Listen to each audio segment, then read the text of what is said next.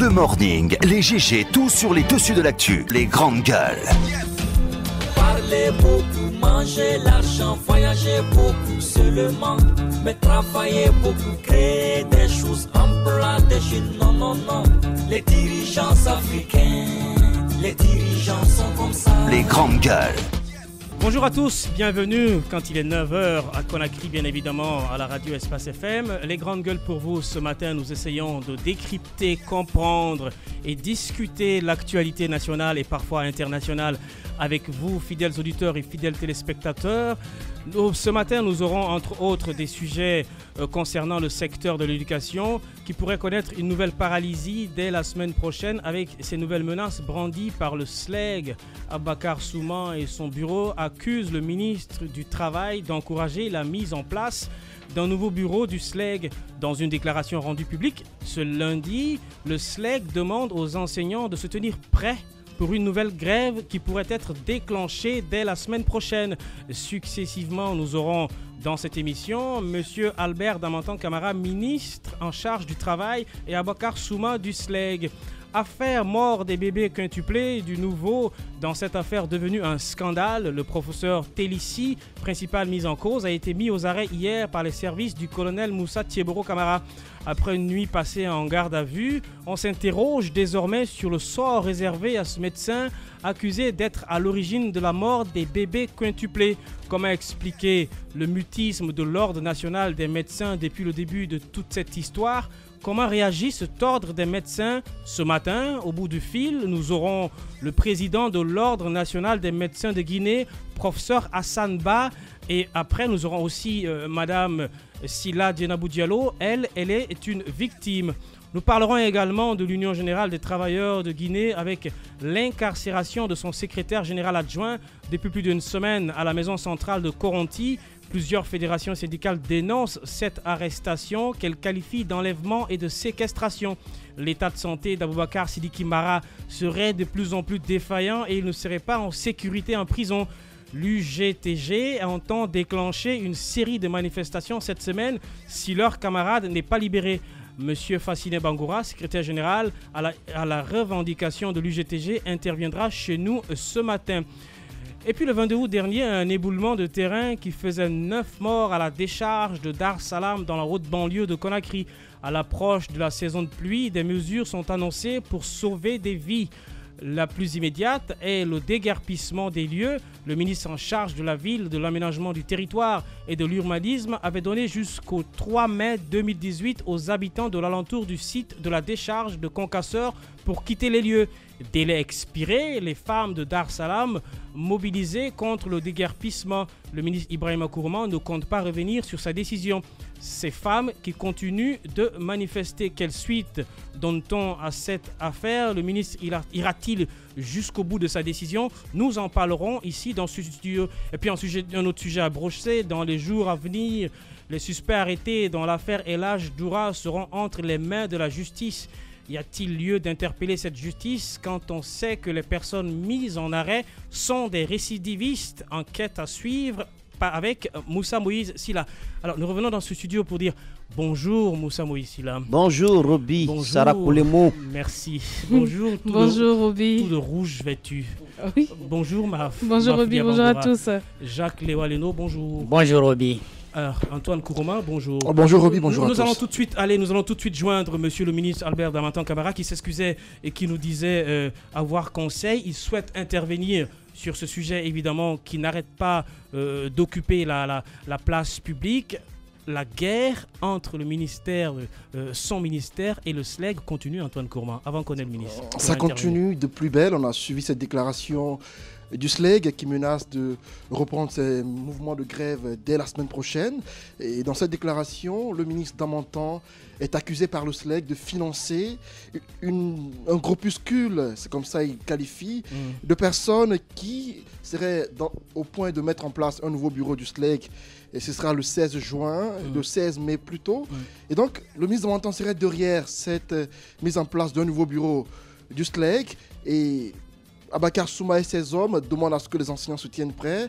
La semaine prochaine, on pourrait assister à une nouvelle grève dans le monde de l'éducation. Alors, est-ce qu'il y a lieu de craindre, quand on sait déjà ce qu'on a connu dans le passé avec ces grèves à répétition déclenchées par le SLEG? Le ministre Damantan, certes, va communiquer chez nous, mais on l'a lu ailleurs. On a encore du mal, il ne décroche pas. S'il est à l'écoute, c'est le lieu de lui dire que c'est la Radio Espace qui l'appelle et ce serait bien qu'il décroche pour nous donner d'amples explications sur sa sortie publique cette semaine. On a lu le ministre ailleurs qui décline toute responsabilité dans la mise en place d'un nouveau bureau du SLEG et selon lui, le gouvernement n'a pas à s'y mixer dans les affaires syndicales. Ils n'ont pas à légitimer un syndicat au détriment de l'autre et pour lui, il serait mieux que les jours à venir qu'on renvoie tout ce beau monde devant les tribunaux, afin qu'une situation claire soit trouvée et que ce sont des accusations fortuites selon ce qu'il nous apprend. Et donc, on espère qu'il va intervenir pour dire sa part de vérité dans cette histoire. Mais ce qu'il faut préciser, c'est qu'il y a une menace qui plane dans l'air. Le SLEG de Souma entend de nouveau gréver la semaine prochaine. Des grandes gueules. Moussa Moïse, on a le ministre Albert Damantan Camara qui est en ligne. Moussa Moïse. Bonjour, monsieur le ministre. Bonjour à vos auditeurs. Monsieur le ministre, bienvenue donc dans les grandes gueules. Au sein d'une même entité syndicale, le SLEG, il y a deux partis qui se tirent la bourre au sein même d'une même formation syndicale, je veux dire. Alors, est-ce qu'on peut comprendre pourquoi est-ce que vous êtes accusé de soutenir un camp, l'autre SLEG? Parce que c'est l'accusation qui est portée contre votre personne. Quel est le rôle que le gouvernement joue dans cette bisbille entre ces deux SLEG? Alors, le gouvernement essaye d'être le plus équidistant possible entre les deux tendances et surtout rapprocher les parties pour qu'elles trouvent une solution et qu'elles désignent un seul et définitif interlocuteur. Parce qu'effectivement, on ne peut pas se partager nous-mêmes gouvernement entre plusieurs négociateurs. Et ce n'est pas bon pour le dialogue social, ce n'est pas bon pour la sérénité, ce n'est pas bon pour l'ensemble du système éducatif, notamment puisque là, il s'agit du SLEG. Et malheureusement, il y a cette historique qui fait que dès le départ, comme on a refusé de valider un congrès du SLEG, comme il y a eu des problèmes concernant M. Souma, ceux-ci se sentent, on va dire, visés par le gouvernement. Je pense que c'est une mauvaise lecture de la chose. C'est dommage qu'il y ait cette vision. Il faut qu'on s'en tienne aux faits. Et les faits, c'est que, effectivement, vous l'avez parfaitement campé de départ, vous avez deux entités qui revendiquent le même sigle et les mêmes affiliés. Les grandes gueules. Ça puisse être tranché. Mais sauf que la dernière fois que nous avons eu Abakar Souma, le secrétaire général du SLEG, il vous accusait de créer un SLEG parallèle à celui qu'il dirige. Oui, c'est ce que ça revient un peu à la question que Moïse a énoncé tout à l'heure. C'est-à-dire qu'il pense que nous, on favorise. J'ai d'abord cherché à comprendre pourquoi. Je pense que la réponse vient d'abord du fait qu'au départ, nous avons eu des relations très difficiles avec M. Souma. Et là, quand j'ai reçu... On l'a bien vu dans la vidéo Palais du Peuple. C'est-à-dire... Non mais... Monsieur le ministre... Je ne sais pas si on s'écoute, monsieur le ministre. Moi, j'avais bien envie de comprendre, puisque vous disiez tout à l'heure que vous avez refusé de valider le bureau, le congrès tenu l'année dernière, en début d'année, qui a permis d'élire, n'est-ce pas, le bureau qui dirige Aboubacar Souma. Je voudrais savoir si vous n'avez pas reconnu ce congrès. À quel titre vous avez négocié avec Aboubacar Souma tout dernièrement? Justement, alors, vous êtes bien rendu compte qu'il y avait une très grande confusion dans la manière dont ces négociations se sont menées.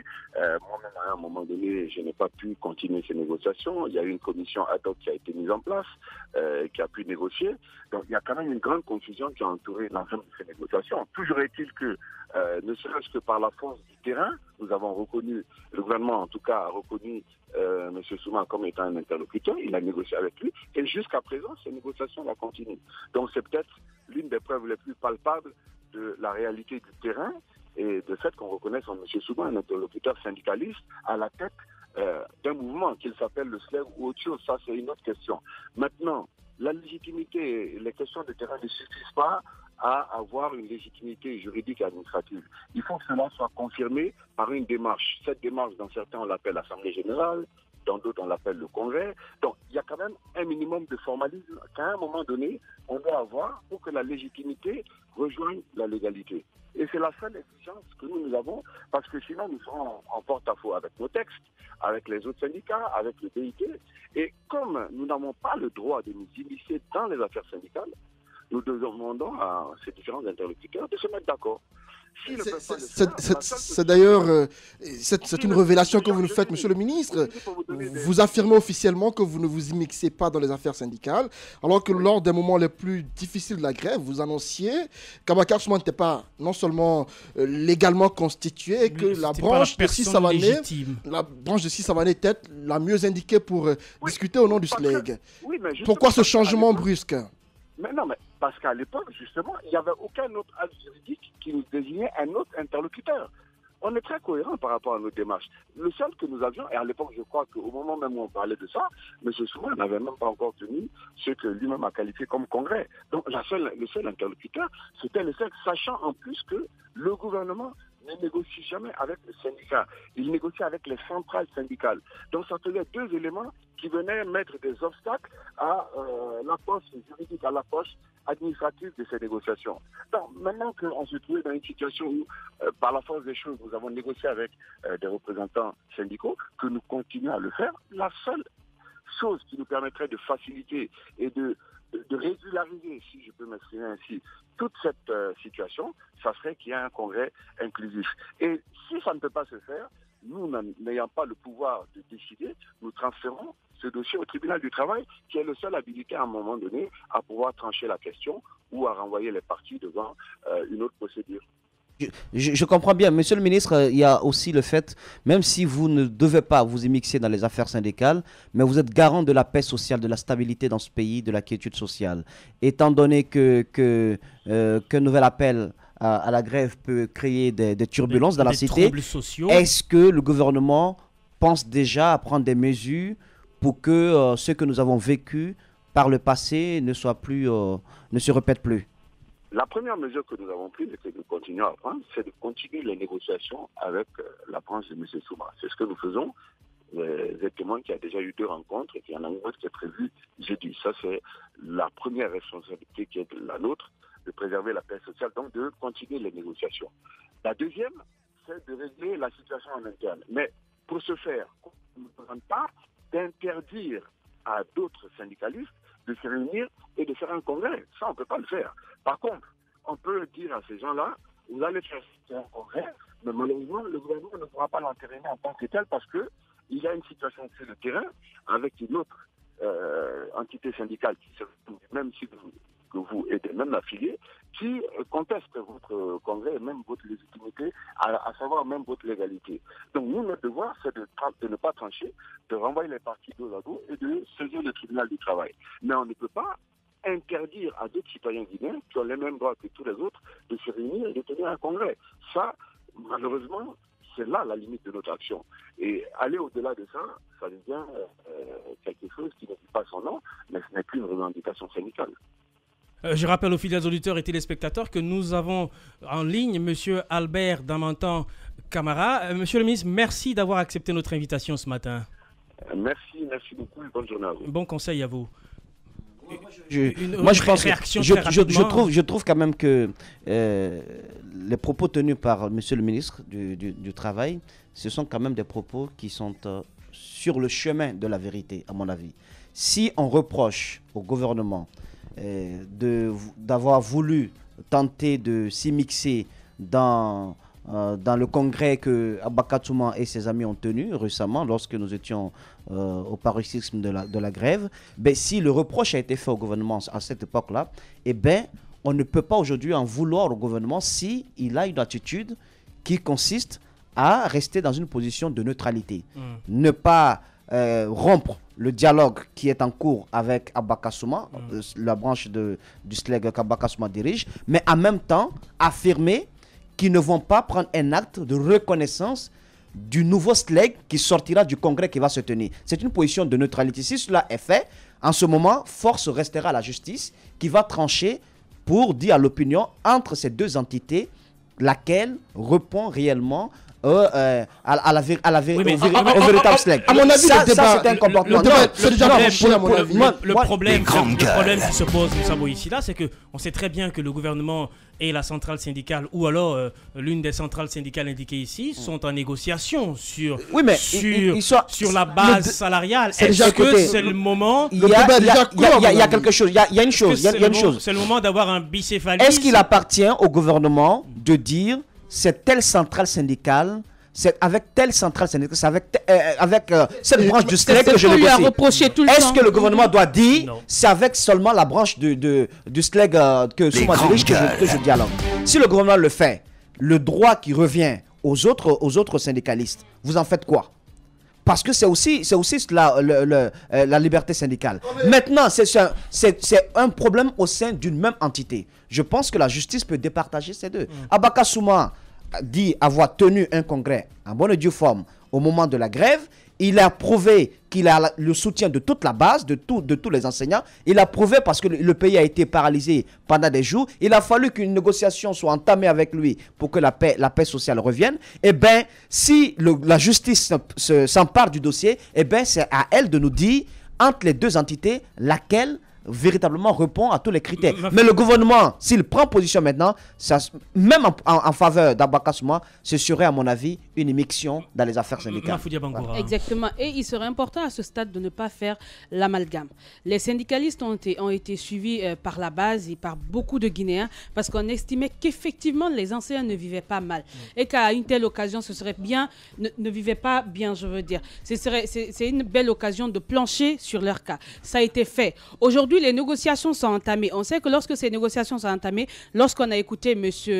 Savané après, on a compris qu'il y a pas mal de choses qui étaient lancées. Mais après, il y a quand même assez Est-ce qu'il faut dire aujourd'hui que le SLEG doit d'abord laver le linge sale en famille avant d'aller discuter avec le gouvernement? C'est ça le problème. En temps, tu auras le temps de réagir. Moi, c'est ce que je veux dire. Il faut qu'on fasse la différence entre une cause commune et une cause propre aux syndicalistes en leur sein. Ce qui est en train de se passer, c'est un problème de leadership. Il y a un tribunal qui est là qui peut les départager. On n'a pas besoin qu'Aboubacar Souma brandisse une menace de grève au nom de je sais pas, d'une certaine organisation au sein du SLEG. Ça leur appartient.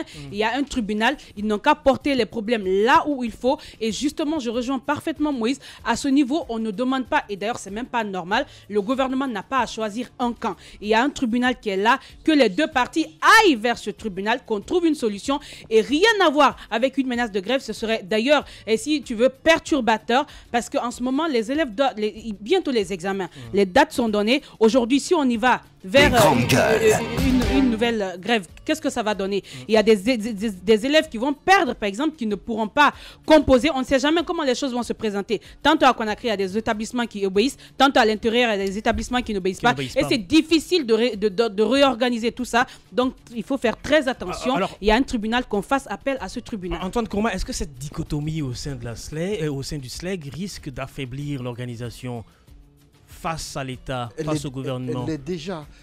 Selon toi, elle est déjà affaiblie? On a l'impression d'assister au contraire des choses par rapport à ce qu'on a vu dans le passé. Aujourd'hui, c'est Savané qui a l'air d'être à la place d'Abakar Souma. Rappelez-vous, aujourd'hui, Abakar Souma était le maillon faible selon certains à l'époque. Mais aujourd'hui, Souleymane Savané veut jouer les troubles faits parce que les négociations sont finies. Abakar Souma a eu gain de cause par rapport à cette grève. Les négociations sont en cours pour le cas des 8 millions. Et c'est maintenant que Savané revient au devant de la scène pour un nouveau congrès. Pourquoi choisir maintenant cette période-là pour un nouveau congrès? C'est la question qu'il faut se poser. Est-ce que le gouvernement y a joué un rôle? Abakar Souma estime qu'Abakar Damantan Camara est en train de financer la branche du Savané, parce que dans le passé, il faut le rappeler, il y a eu effectivement des veilles mis à la disposition du syndicat pour aller à l'intérieur du pays installer des bureaux du SLEG. Il faut le préciser. Alors, si à l'époque le gouvernement a pris position dans le débat syndical, pourquoi subitement aujourd'hui estimer qu'on n'a pas le droit de le faire? On veut librement laisser Sissi Savané faire un congrès, alors que dans le passé, Abakar Souma n'a pas eu le droit, parce qu'on les a empêchés à l'époque de tenir un congrès. Rappelez-vous de la militarisation de leur siège à l'époque du côté de Donka. Pourquoi ce n'est pas le cas aujourd'hui pour le cas de Sissi Savané? Pourquoi librement Sissi Savané a le droit de faire son congrès, alors que dans le passé, on n'a pas permis à Abakar Souma de le faire? Qu'est-ce qui explique, c'est une question toute bête, mais quand même son importance, qu'est-ce qui explique aujourd'hui le fait que le SLEG, la branche Sissi Savané et le SLEG, la branche Abakar Souma, si l'un des deux ou les deux se sentent forts de leur popularité, qu'est-ce qui explique aujourd'hui Jacques j'ai envie de clore qu'ils ne peuvent pas organiser un véritable nouveau congrès qui va clore le débat? Pour clore rapidement, ce que j'ai envie de dire, Abakar Souma, aujourd'hui, il va intervenir, mais il veut aller en grève la semaine prochaine. Si cette grève a lieu, il y a lieu de craindre qu'il y ait à nouveau une paralysie de tout le système éducatif. C'est important qu'on n'y aille pas. Rien que la note ou encore la lettre de l'inspection générale du travail à Abakar Souma, à mon avis, a clos le débat. On a appelé Abakar Souma dans cette lettre secrétaire général du SLEG. Et à ce niveau-là... C'est un élément essentiel. Alors, oui. Antoine, tu es d'accord avec moi que c'est un élément essentiel qui peut être en faveur d'Abakar Souma si jamais cette affaire est portée en justice. C'est pourquoi il faudrait qu'il ne se sente pas faible en allant vers la justice. Je pense qu'il doit plutôt privilégier ce chemin-là. Parce que d'abord, il a mené une grève qui a été suivi. D'abord, il a été reçu, ensuite, il a été reçu par le chef de l'État. C'est encore lui qui négocie avec le gouvernement sur la revalorisation des salaires. Il a toute la légitimité. Moi, à mon avis, à sa place, je serais prompt à aller vers la justice parce que de l'autre côté, je sais que je bénéficie d'un soutien de taille et que l'autre branche n'en a pas. Jacques Léwa, les noms. Voilà, mais ce qu'il faut éviter, c'est de demander au gouvernement d'intervenir pour empêcher que l'autre congrès du SLEG se tienne. Ça devient une immixtion. Voilà. Jacques. Oui, mais voilà, parce que je voudrais bien rappeler ça, le congrès que Abakar Souma devrait organiser dans un premier temps au siège du SLEG a été empêché. Il l'a délocalisé au niveau de la mosquée Faïsal. On a frappé des syndicalistes là-bas, rappelons-le. Maintenant, aujourd'hui, c'est quand même un groupe du SLEG qui organise un congrès. Antoine l'a rappelé, je ne veux pas m'étendre là-dessus. Tout tranquillement. Mais voilà, tout tranquillement, on dit, bon, il n'a qu'à le faire. Il n'y a pas de problème. Maintenant, ce qu'il faut dire, c'est que n'oublions pas que cette guéguerre entre les deux groupes au sein d'une même centrale syndicale profite à quelqu'un.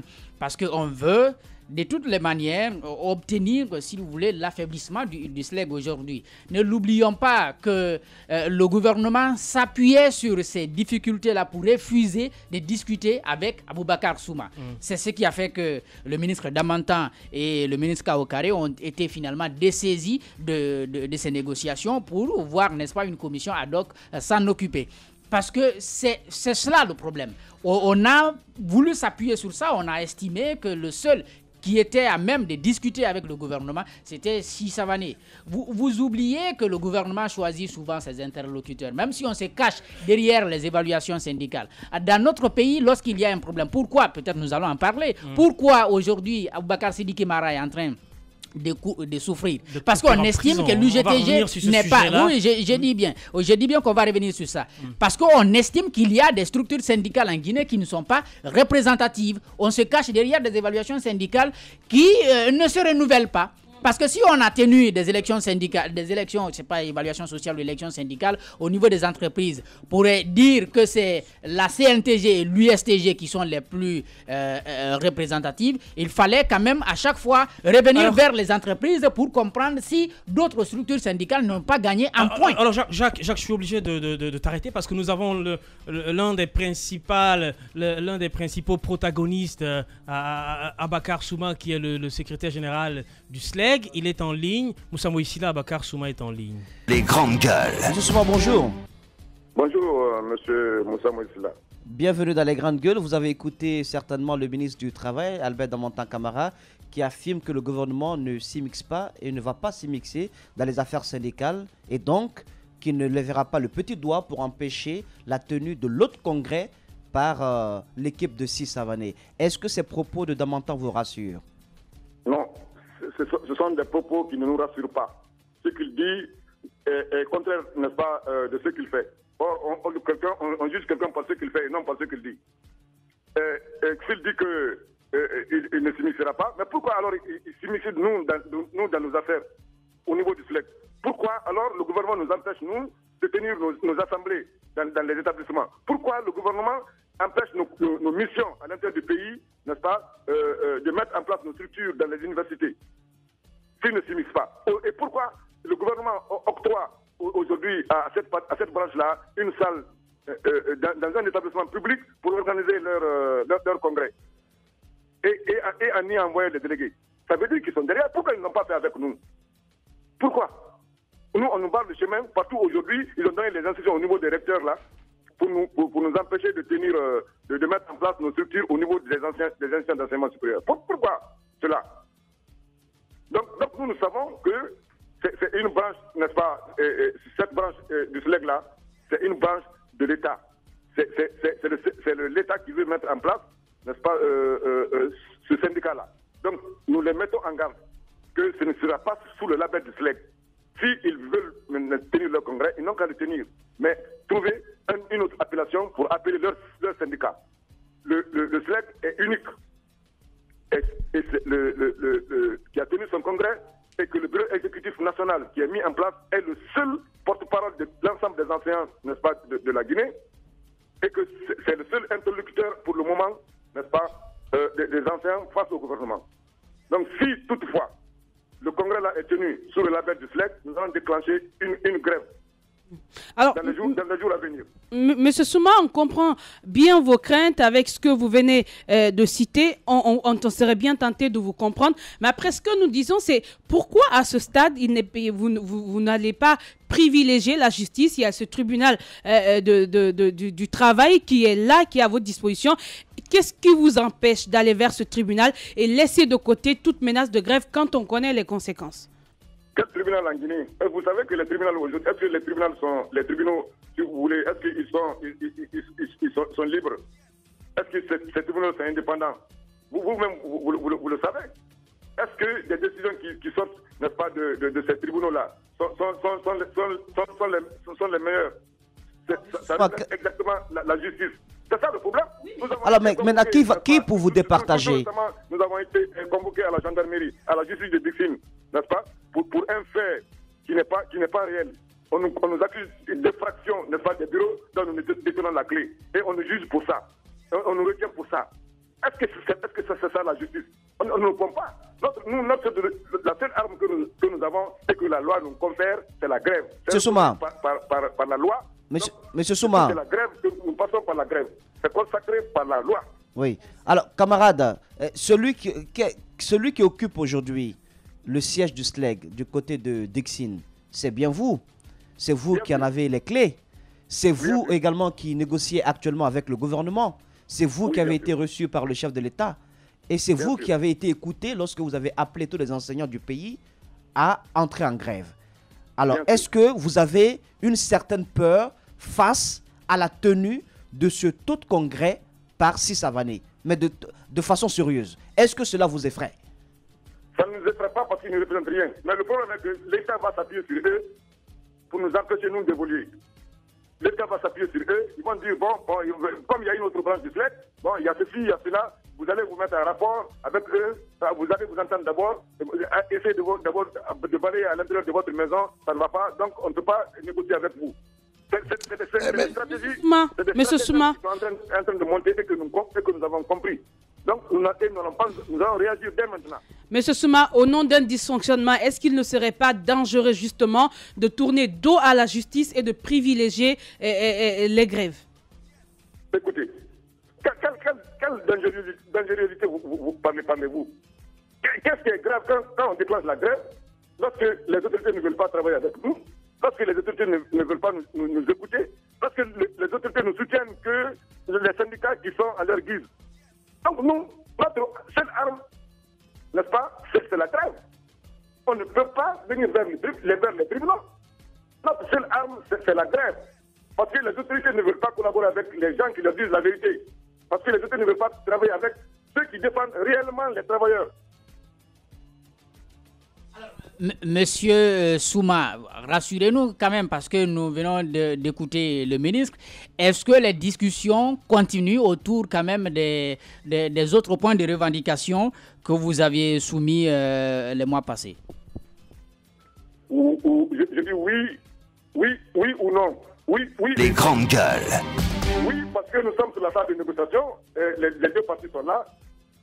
Et non, parce que jusqu'à présent, le point fondamental n'est pas encore attaqué, alors que depuis le 4, nous sommes sur la table de négociation, et nous sommes le 15 aujourd'hui, et jusqu'à présent, on n'a pas attaqué le point fondamental qui est les 8 millions. Et le préalable que nous avons aussi signalé, à savoir la reprise dans leurs fonctions des enseignants qui ont été mutés, notamment à l'université de Kindia, pour faire de grève. Le bureau de Kindia, dont le secrétaire général et ses adjoints ont été tous mutés pour faire de grève. Donc nous demandons à ce que ceci soit, n'est-ce pas, reprennent leur fonction à Kindia. Ensuite, les homologues qui devaient aussi être engagés à la fonction publique ne l'ont pas été. En lieu et en place, n'est-ce pas, de leur engagement, ils ont engagé leurs enfants, les enfants de leurs amis, les enfants de leurs parents. Donc, nous avons exigé à ce que cet état de fait-là soit corrigé. Donc, c'est ça qui sont en train de traîner depuis presque 2 semaines. Jusqu'à présent, ils n'ont pas trouvé encore de solution à ces préalables-là. Donc, nous comprenons qu'ils sont en train de tirer en longueur. C'est pour cela, nous aussi, nous disons, si à la date du 25, aucune disposition n'est prise par rapport à ces 8 millions-là, il n'y a pas une issue heureuse, n'est-ce pas, à la satisfaction des deux parties, nous allons déclencher la grève à partir du 25, si toutefois, en tout cas, il n'y a pas une issue heureuse. Il y a aussi, M. Souma, cette autre question liée toujours à votre légitimité. Vous disiez tantôt que les patrons en matière syndicale, c'est bien sûr la base. Alors pourquoi craindre que le gouvernement mette en place son syndicat quand on sait que c'est la base qui commande? Oui, mais écoutez, si la base n'a pas accepté le syndicat qu'ils soutiennent là, ils ont donné de l'argent. Tout le monde sait, ils ont donné 100 millions à ce groupe-là. Vous avez des preuves? Ils n'ont pas pu trouver même deux anciens. Vous avez des preuves, M. Souma, de ces accusations? Et aujourd'hui, l'État encore accorde le financement pour tenir leur congrès. Vous voyez? M. Souma, est-ce que vous avez des preuves des accusations que vous portez? Oui, bien sûr, nous avons des preuves. C'est quoi les preuves? C'est quoi vos preuves? Les subventions qu'il accorde, n'est-ce pas? Il y a des subventions qu'ils accordent aux syndicats. Ces subventions-là, c'est pour qui? En principe, c'est pour les travailleurs. Mais où vont ces subventions-là? Quand ils financent, n'est-ce pas, un syndicat, ils disent que c'est le cas des subventions. C'est eux qui ont donné l'argent. Nous le savons à travers le directeur national d'enseignement technique post-primaire. Alors, même au niveau de l'enseignement technique, il n'a personne derrière lui. Un certain soi-disant Ousmane Tanou Baldé. Alors, ce Baldé qui a affirmé, camarade, que vous êtes syndicaliste, mais vous avez violé les différentes étapes qui doivent normalement faire de vous un syndicaliste confirmé. Par exemple, vous n'êtes pas en situation de classe. Vous ne travaillerez nulle part, selon lui. Écoutez, je ne répondrai jamais. Je ne répondrai jamais. Parce que lui, c'est moi qui l'ai mis dans le bureau de la commune de Kaloum, le bureau SLEC. Quand il enseignait au CRT maritime, il était au CRT maritime, c'est moi qui l'ai mis dans le bureau du SLEC de Kaloum. Et c'est moi qui l'ai fait venir monter dans le bureau national. Du SLEC. C'est pas une raison. Est-ce que vous enseignez? Qu'est-ce que vous répondez à ces accusations? Ça ne justifie pas ces accusations. Si je n'enseigne pas, les autorités sont là, non? Les éducations sont là. Est-ce que c'est à lui de dire qu'il est à l'enseignement technique? Moi, je suis à l'enseignement préuniversitaire. Qu'est-ce qu'il a à dire sur moi? Qu'est-ce qu'il connaît sur moi? Il ne connaît rien. Lui c'est un début mental. Tout le monde connaît comment il est. Même dans son service là-bas, il s'entend avec personne. Donc, ce qu'il a dit, c'est pas vrai. Vous enseignez effectivement. Vous enseignez où, M. Abakar Souma? Je suis au lycée 28 septembre. C'est là qu'on m'a muté pour être DPE. D'accord. Jusqu'à présent, je n'ai pas de poste. Depuis ça, je n'ai pas de poste. J'ai demandé à ceux qu'on me remette là où je suis. Ils n'ont pas fait. Donc moi, j'étais au lycée 28 septembre. Monsieur Bakar Souma, secrétaire général du SLEG, merci d'être intervenu ce matin chez nous. Merci beaucoup. Merci, camarade. Véritable success story de la radio Espace Guinée, les grandes gueules, détentrices des meilleurs scores radio en Guinée, de la meilleure émission talk show, a donné le créneau horaire du départ au bureau et du retour à la maison, récoltant depuis des années consécutives le titre d'émission la plus écoutée en Guinée, toutes catégories confondues. Un grand total de plus de 5 millions d'auditeurs ont été fidèles au talk show Les GG, diffusé jour après jour sur toutes les stations du réseau Adafo Média de 9h à 10h30, un exploit qui restera longtemps dans les annales de la bande FM en Guinée.